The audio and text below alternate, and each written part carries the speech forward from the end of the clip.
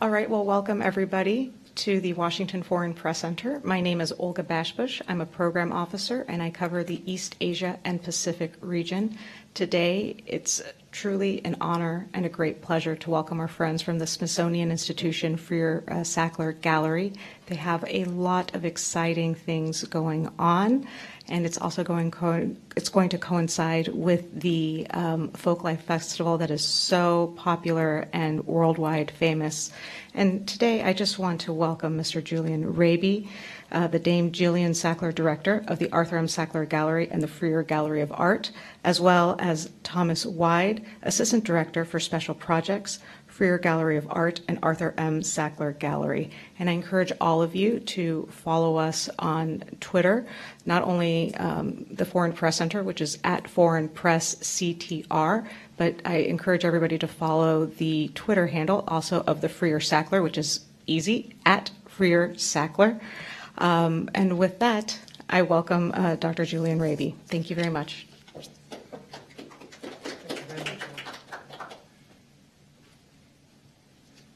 Thank you, Olga. The one thing I'm looking for is how to advance the slides.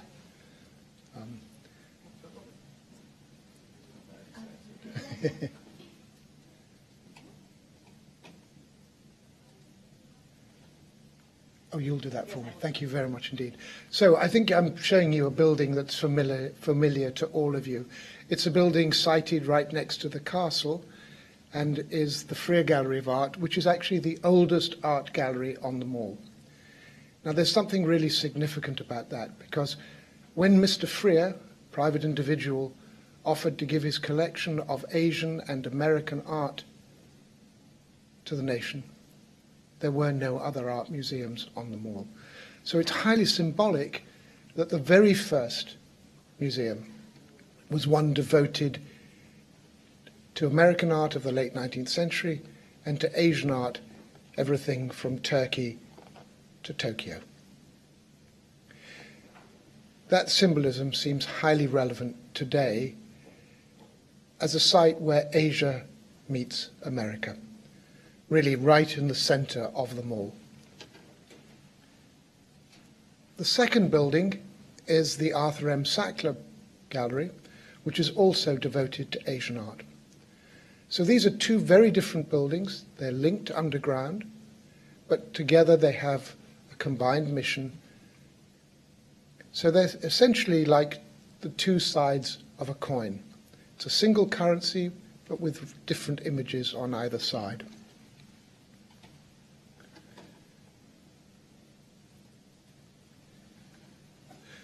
We're reopening the Freer after a couple of years of refurbishment, and I'll tell you a little bit more about that in a moment.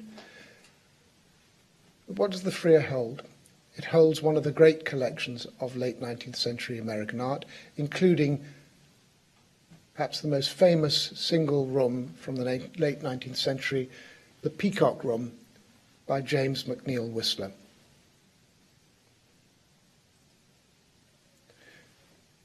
But the Sackler and the Freer together have one of the greatest collections of Asian art outside Asia. And so here is an exhibition that we're just about to open when the Sackler opens on ancient Chinese bells and music.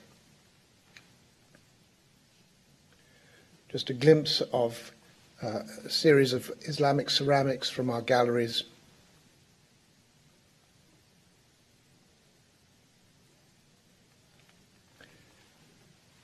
And this collection of late 19th century, early 20th century American art. What was Freer's intention here?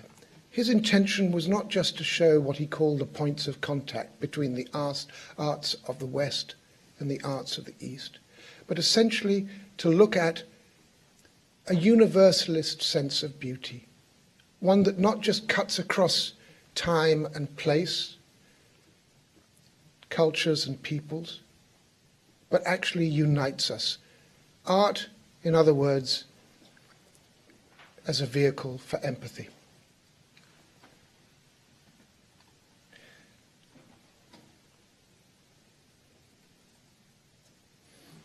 So, we've been undergoing a refurbishment. Next slide, please. and we hope to show you something a little bit more decorous and complete than this next week.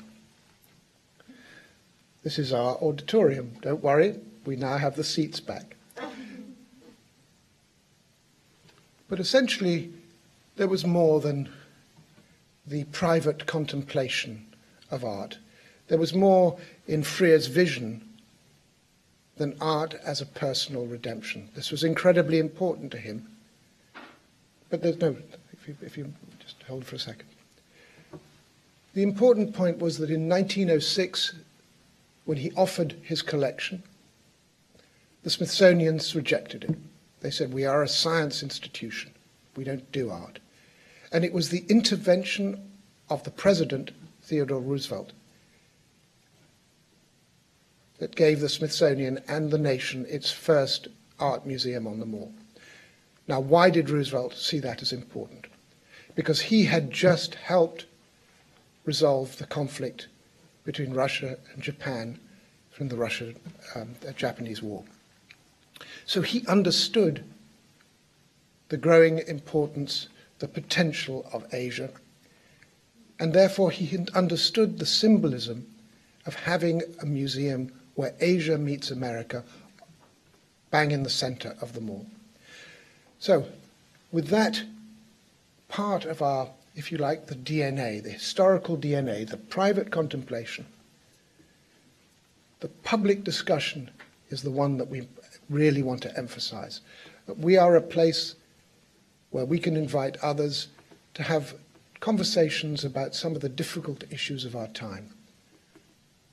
So we're looking at both what fractures the world and ways in which art unites, recomposes the world. We're also going to have communal celebration. And on that note, if I could ask Tommy Wide to tell us a little bit about our first big community celebrations, which are about to happen in a few days' time. Thank you. Thanks so much, Julian. I can assure you we're not all British who work at the Freer Sackler. It's unfortunate that the two of us speaking today are both British, but we are, I think we're the only ones. So I'm going to talk a bit about the final one, communal celebration. Olga, is it possible just to take the mouse, or is it on a... No, it's stuck. Okay. So if we just go to the next slide. Thank you. So this is hopefully what the Freer Sackler is going to look like next, not this Saturday, but the following Saturday, Saturday the 14th and 15th. We are doing a grand reopening festival called Illuminasia, a celebration of Asian art, food, and cultures. So if you go to the next slide. Thank you. So one of the key things we're going to be doing is focusing on food. I spent pretty much the last decade living in Asia, and one of the delights of living abroad is obviously the extraordinary food you get to try. And when I moved to DC, one of the fascinating things I found was that there is an extraordinary, I think, a food renaissance, it's known as, going on in DC at the moment, largely led by incredible young Asian American chefs. So we're actually going to be really highlighting that story. I'm told that there's never been a night market in DC. I'm told, I'm sure you can prove me wrong, but we haven't found one. This is certainly a new thing for us, and I think for the National Mall. We're going to have 9 Asian American food vendors. Some of the best young chefs in DC will be setting up stalls. We're going to make the whole area of the plaza a sea of lanterns and lights, and we're going to be basically lighting up the night all through the Saturday until midnight with food stalls, lanterns, and then performance and art. Next slide. Thank you.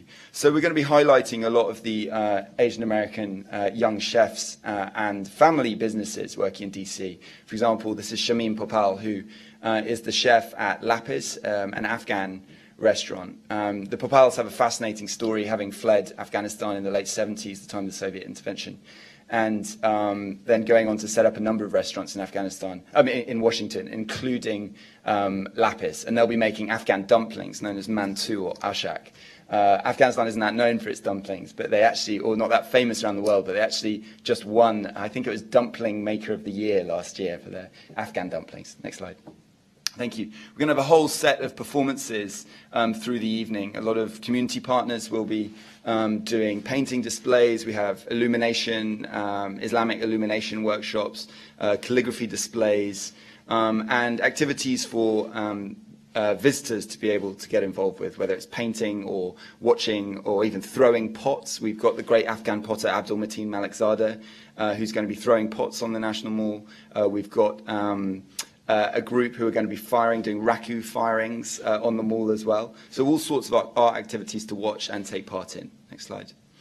We've also got performances by the Silk Road Ensemble, who just won a Grammy this year.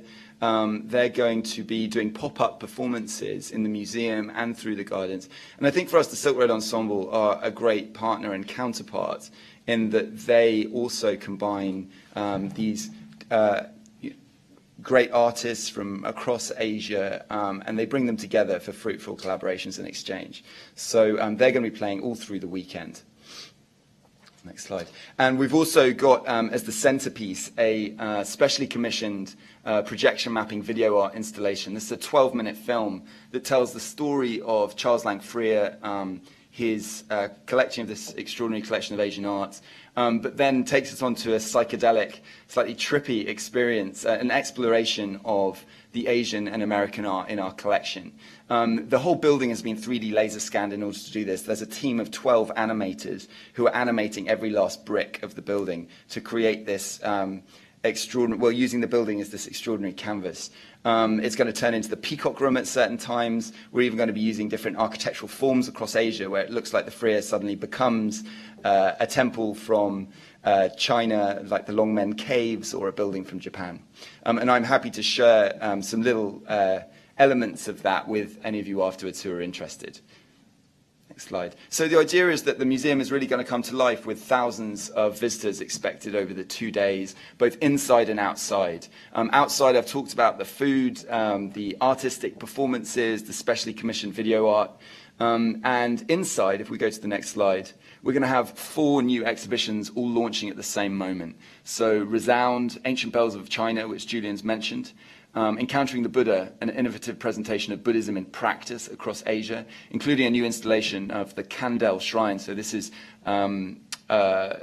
resonant of a Tibetan shrine that will actually be installing with 400 artworks in the Sackler Gallery. Divine Felines, a left-field look at the role of cats in ancient Egypt. And Subodh Gupta, an installation by one of India's best-known contemporary artists. So I think this just gives you a feel of the different ways we're approaching exhibitions and presenting the art in our collection, whether it's through audio presentations in Ancient Bells of China, looking at art in practice rather than just an object in a case, but actually the way humans make sense of art objects and use of those objects.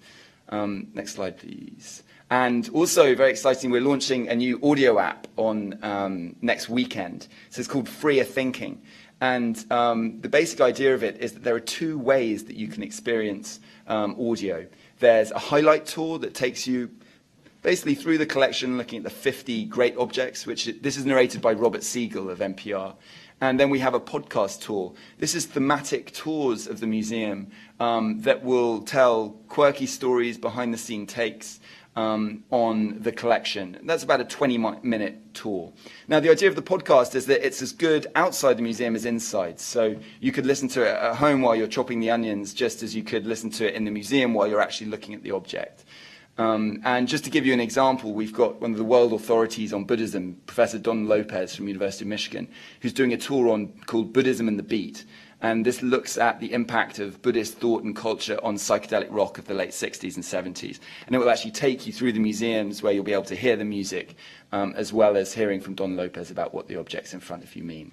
Really importantly, this app is also available in 8 languages. So the idea this is ultra accessible for our wide range of visitors from across the world who come to the Freer Sackler every day. Next slide, and last one. Thank you. And then I mentioned Silk Road Ensemble earlier. The reopening weekend really sets off a whole season of programming that will run through to the summer of 2018. And we've got Silk Road Ensemble in residency with us. And essentially what they're doing, this is certainly a first for us, and I'm not sure it's been done in many other places, is that they're spending a year writing the soundtrack to the museum. So they are essentially composing a specially commissioned piece of music, which will be premiered in late 2018 at the end of our reopening season, but is essentially a soundtrack that can guide visitors through the museum. that will be available on the audio app, so that for every section of the museum you can hear specially commissioned and composed music. So I think, again, that's a really nice example of how the Freer Sackler is rethinking itself after our reopening as not just a site for objects and boxes, but for exploration of the world around us and of ourselves. Thanks very much.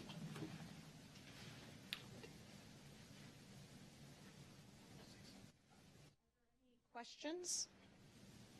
I might just add very quickly, sorry, before questions, that this is really kicking off a whole season at the whole Smithsonian to celebrate Where Asia Meets America. So we have these brochures that are essentially tours of Asian art objects, actually Asian objects more widely in the Smithsonian collections. It's a year of celebrating Asia at the Smithsonian. So it's part of this larger program that will be going on. Yes, questions? Hello, I'm Christoph von Marschall. I'm working for Der Tagesspiegel, the main daily in Berlin, Germany. And in the invitation, it said also that somehow this connects to how international politics changes at the moment, geopolitics. Could you talk a little bit about that? In Europe, of course, we are looking, or we are observing whether America is more reconnecting towards Asia and a little bit less Europe. What is the context from your point of view, how you would assess that? So one of the things that we'll be starting is a series called Asia Now, which is a discussion and debate series in conjunction with friends from some of the think tanks around the Washington area, essentially moving the Freer Sackler outside our comfort zone of art history, but becoming a forum for discussion of exactly the difficult questions you're asking. I don't know if any of you have had a chance to see an exhibition that's been up for a couple of years now called Turquoise Mountain. And let me just ask Tommy to talk a little bit about that, because that's an exhibition that looks at an area of Kabul that was going to be demolished, has been rehabilitated, not just in terms of the architectural fabric, but the life within it. And what we've found, without being preachy or is that Americans who visited it have all been struck by how their image of Afghanistan, let's say my image of Afghanistan, has been, if you like, prejudiced by years, decades of media that just emphasizes, if you like, the almost inhuman side, the IEDs, the war. And suddenly you're confronted by a group of artists.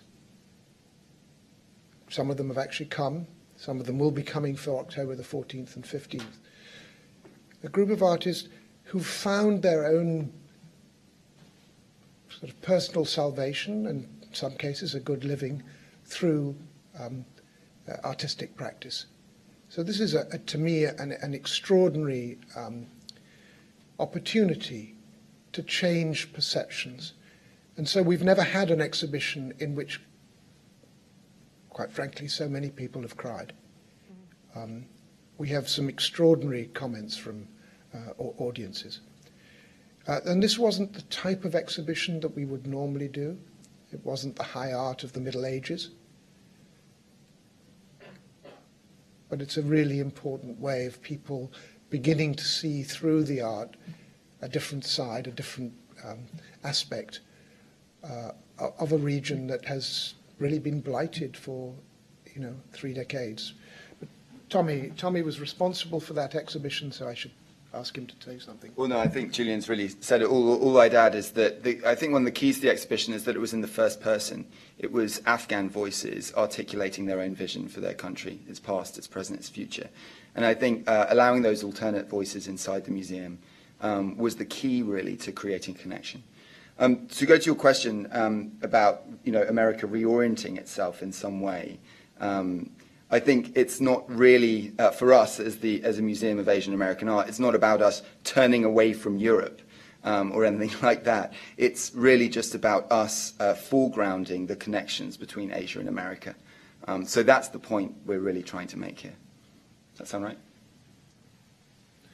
And just go back to perhaps what I said at the very beginning, which was that Freer's vision was really about a universalist, almost kind of transcendental beauty that could be shared by everybody. And I think that that's an idealism that goes extremely well alongside what was Roosevelt's rather more pragmatic approach. So the idealism and the pragmatism, the political pragmatism of Roosevelt, aligned with Freer's idealism, is actually a wonderful blueprint for the museum's future. Are there any other questions? This is Thomas Gorgisian from Al-Ahram, Egypt. And going back to your answer to this question, how the divine flying feel in this category? Yeah. So, I mean, because I know that it's part of your opening. So the Divine Felines is an exhibition on cats in ancient Egypt. So what we're opening with is, I should just perhaps explain first that the Freer is one of the most exquisite museum buildings in the world. However, Mr. Freer, in all his generosity, actually prohibited any objects from the Freer to be lent out and no objects to be brought in. So it is, if you like, a hermetically closed institution. It's one that embraces you, but it doesn't have that kind of porosity that you might expect in other museums. I'll come to your issue in a moment. And then if you look at the Sackler, that was set up in the late 1980s, opened in 1987, at a time when the big international exhibitions were becoming common.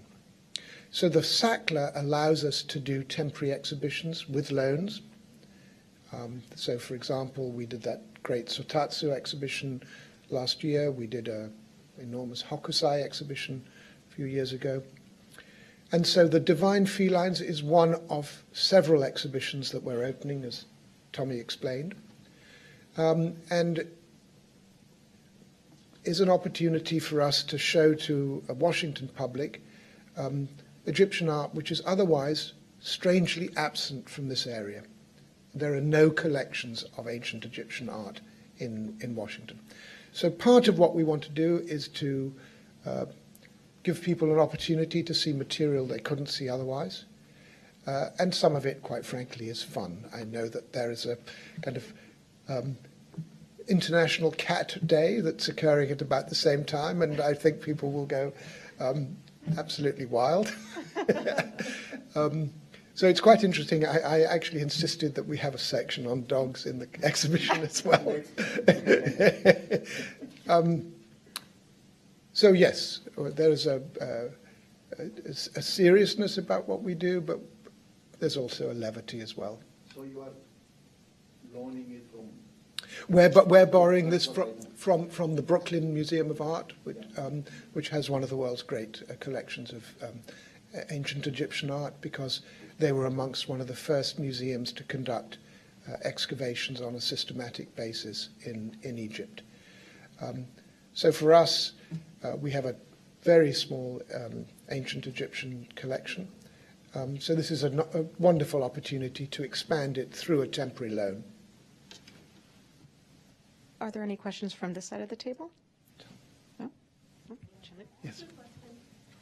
Question number one, will we have a media preview to the Chinese film series and also the Buddhist shrine, because these are very interesting exhibitions. I believe the audience will be really interested. Right. So maybe I could ask Eric, who's right behind you, to tell us a little bit about the media preview.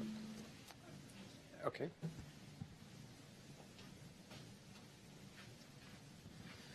Good morning. I'm Eric Hoffman. I'm the head of marketing and communications for the First Sackler. There is a media preview, and I have shared that information with Olga Bashbush, who will be forwarding it out to you. It is on Wednesday, October 11th.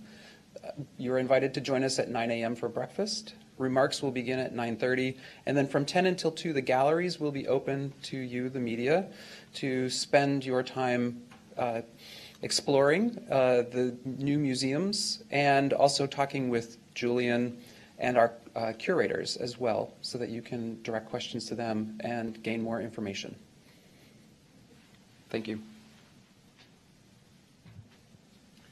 So yes, there'll be an opportunity to see the Tibetan shrine and to see all of the other exhibitions. So I hope we have enough time in those 3 hours. Okay, so hi, my name is Chen Liu, and good morning. I'm from China's Xinhua News Agency. I have 2 questions, and actually they are kind of connected. One is that in just the past few years, have you ever noticed kind of a change of the composition of your visitors? Like, did you just notice the increasing number or growth of the visitors from Asian countries or China specifically? I'm just wondering. And yeah. So the answer to that question is yes. Though actually the growth, the exponential growth in the number of Chinese visitors to DC has been in the last couple of years when we've been closed. So certainly the Smithsonian has noticed it, DC has noticed it, and therefore we hope that when we reopen, we will be able to welcome many visitors from China. And that's one of the reasons for having the Highlights tour as an audio app. It will be in Chinese, Japanese, Korean, Arabic, Persian, Hindi, Spanish, and English. So. Yeah, and my second question is that just in your exhibitions, there are some things just about China and collections. So I'm just wondering that when those Chinese visitors are just seeing these collections, have you ever thought about providing a different perspective for them to see these collections, which they might be kind of familiar with or just a part of their own history? I mean, have you ever thought about providing perspective from the Western view or things like that? Right. So actually what I didn't say is that the entire arrangement of the Frier, while many of the objects are in the same galleries as they were in the past, these are not treated like permanent galleries. They're essentially treated as mini exhibitions. So every gallery, so for example, we have a group of shoe bronzes that actually looks at a foundry at Huma, which was the largest single manufacturing site in the ancient world. So there's an opportunity not just for our Chinese visitors, but for every visitor to realize the way in which China was an industrial superpower, and the way in which they changed production methods precisely to be able to produce more. So there's an extraordinary transformation in technique that we've tried to explain that was to accommodate a completely new market. I mean, I could go on. I could go on about how we're looking, for example, in the Ming to Qing galleries, at the way in which China both looks at its past and looks outwards. And it's that duality that is often not emphasized sufficiently. So there's a thematic aspect to all of the exhibitions, all of the galleries in the Frier. If you take the galleries, the 2 rooms of Indian art, which covers a dazzling array of Buddhist, Hindu, Jain, and Muslim art, there's a common theme, and that's actually about body image. So each of these themes, I think, are things that will resonate with the public. And even for the experts, I think in many instances, they've provided a very different way of looking at objects that are, in many cases, amongst the great icons of their type. So I hope that's an answer for you. Are there any other questions? Americans call George Washington the father of Thomas. Yes, please. I have a question, general question. First of all, I've been to the museum at least dozens of times. I mean, it's like one of my favorite places. What is really now, you can say, that is renovated or it's going to be different from what was before? I mean, what is the addition that you took like a year or two to? This is my first question. Second question is, when you say the collection of the family, how much of the collection is on exhibition and how much still not being exhibited? And the third question related to the number, you have an estimate how many people before this renovation, the last time, were visiting yearly to the museum? Right. So on the last question, some 500,000 to 600,000 a year. And on the previous question, which is what have we done in terms of the renovation? So this is a bit like an iceberg. So there's a tiny tip that's visible, and there's a huge amount that's not visible. So the renovation was actually prompted by the fact that the Smithsonian needed to completely not renew, but replace something that's incredibly boring for all of us, which is the heating and air conditioning. Well, that was a $14 million project, and everything had to be excavated from the basement, which meant we had to close. That gave us, on the content and display side, the opportunity to refresh. And when I say refresh, I mean both physically and in terms of the way that we address the audiences. So let me tell you a little bit about the physical refresh. The walls haven't changed. They can't change. This is a listed building. It's one of the great museum buildings in the world. What we've done is essentially taken away many of the additions that had been made over the last 75, 80 years. And done two things. One is that Freer believed very strongly that objects of beauty required space. He believed, and the exact phrase was, beauty requires space to expand and radiate. And what I'm hoping is that that sense of radiation, of the if you like, the aura of beautiful objects will strike people. The second aspect in terms of physical display that he was very keen on, he said he learnt it in Japan, was the importance of having light not just come from above, so we have these wonderful skylights, but actually to come from below. So how did he achieve that? He achieved that by having highly polished terrazzo floors, so kind of stone floor that would reflect up the light. So what we did was we took away the carpets, we restored the original terrazzo floor, and it's really subtle. What it does is basically the whole room is suffused with a light, and you can understand what he was trying to do. This is actually, I mean, it sounds minimal. It is a series of minimal changes, but each one of them together has meant that we've achieved a reductive aesthetic where the aura of the room is important, where the museum itself is a work of art, and where we hope we're encouraging slow looking.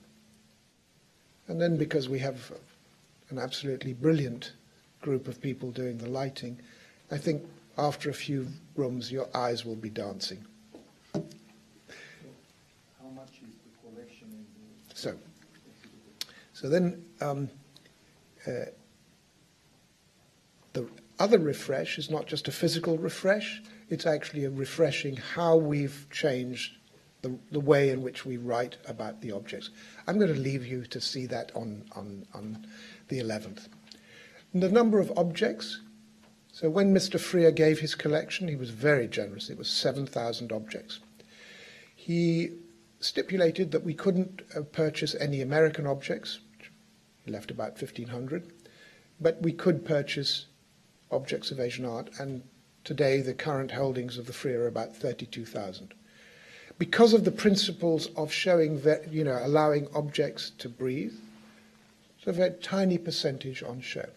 However, in preparation for all of this, we ensured that every single object in the Free is available online in high-res images, downloadable for free.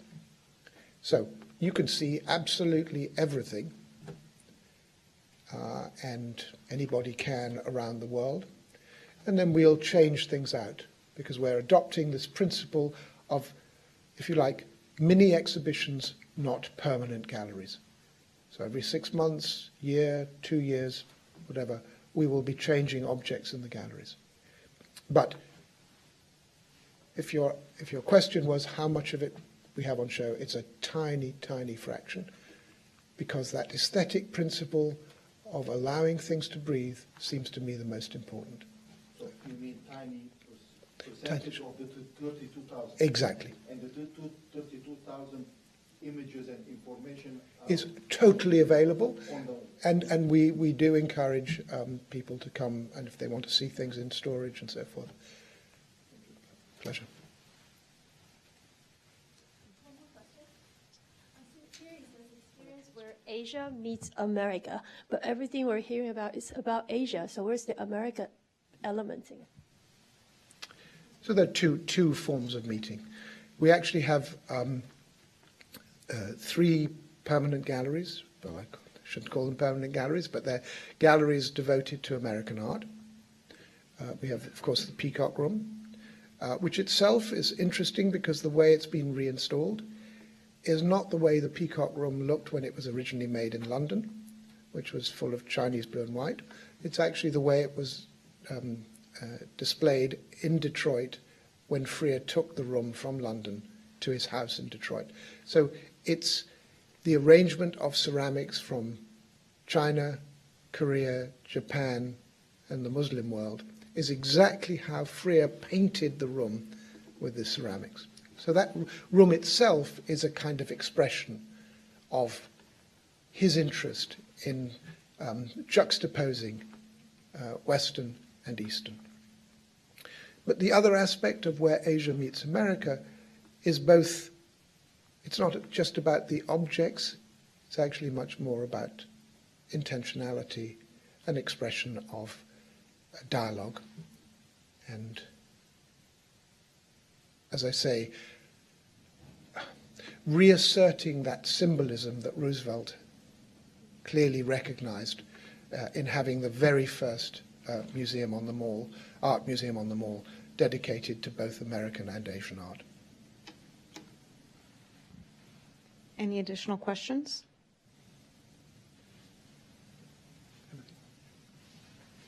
Well, thank you all very, very much indeed. Thank you. I just want to encourage you all, what we are going to do, as we do always, we will have the video and the transcript uploaded within the next couple of hours. I will make sure to repost both on our Facebook page and on Twitter the basic information that was announced today, when the reopening is, when the press preview is, when the application, the mobile audio app will be available, and we will also send it out through our Friday press pass. So we encourage you to attend the press preview and invite all of your fellow journalist colleagues. Again, thank you very much to our guests from the Smithsonian for your Sackler galleries. Have a good afternoon. Thank you.